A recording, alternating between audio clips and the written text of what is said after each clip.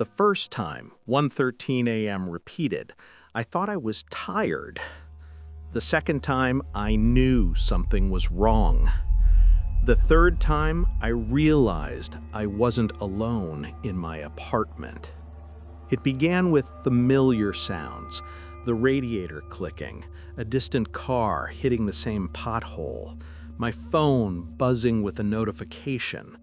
All normal, until I looked at the clock again. 1:13 a.m. Still. I blinked hard. Maybe the minute had just started. Then the radiator clicked again, the exact same pattern, same pitch, same timing. I froze. The car outside passed again, same rhythm of wheels, same slow fade. Then my phone buzzed again. Same notification, same sender, same text. I whispered, no. My voice sounded too loud in the thick air. I checked the window. The street was empty, but the sound of the passing car still echoed in my head, identical to seconds before. When the loop hit for the third time, I threw a pen across the room. It clattered on the floor, and then the sound cut out mid-echo, muted, like reality skipped a frame. The radiator clicked again, the car passed again, my phone buzzed again. I looked at the desk. The pen was back where I left it. My chest tightened. My apartment felt smaller, like the walls were waiting for something. I ran to the door, but when I tried to pull it open, the handle pushed back, not stuck, resistant, as if a soft pressure on the other side held it closed. I pushed harder. Something pushed back. Then suddenly, the second hand on the clock jumped. 1:14 a.m. A rush of sound filled the room. The radiator cooling, distant traffic, my breath returning. Whatever held the door released. I didn't sleep until sunrise. Later, checking my phone's notification history, I found them. 3 identical notifications, all time-stamped 1:13 a.m. But that wasn't the worst part. Since that night, I've noticed that when I pass reflective surfaces, mirrors, windows, even my microwave, the world inside them lags for a fraction of a second.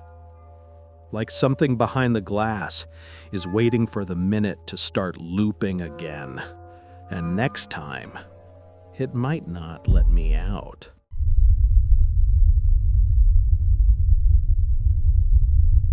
My reflection didn't stop following me overnight.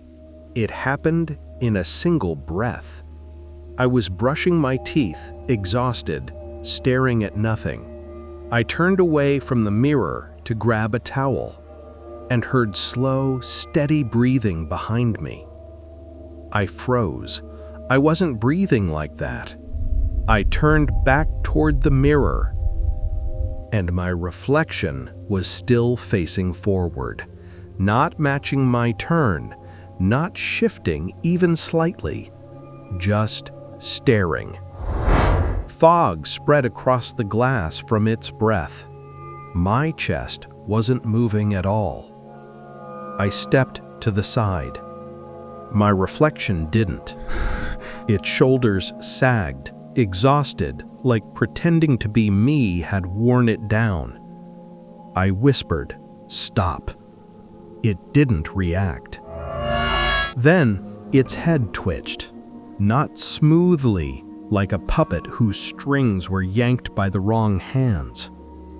I raised my phone to record. On camera, the mirror showed an empty bathroom. But when I lowered the phone, my reflection was inches from the glass, breathing harder, fogging the mirror so much I could barely see its face. Then, its lips parted.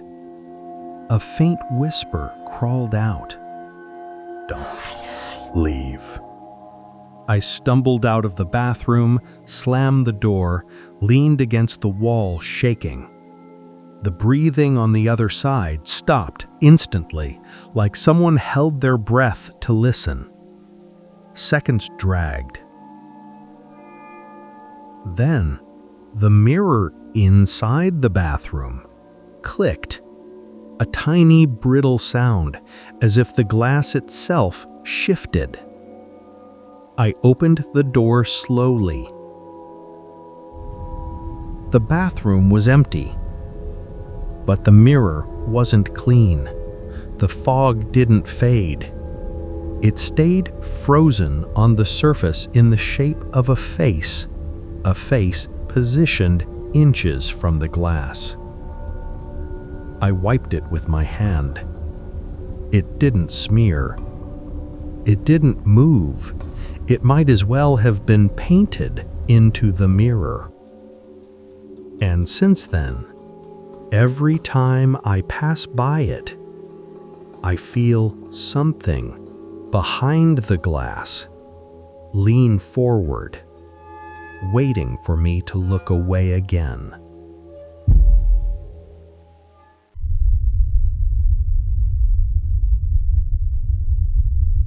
I used to think my house was settling. Now I know it's searching.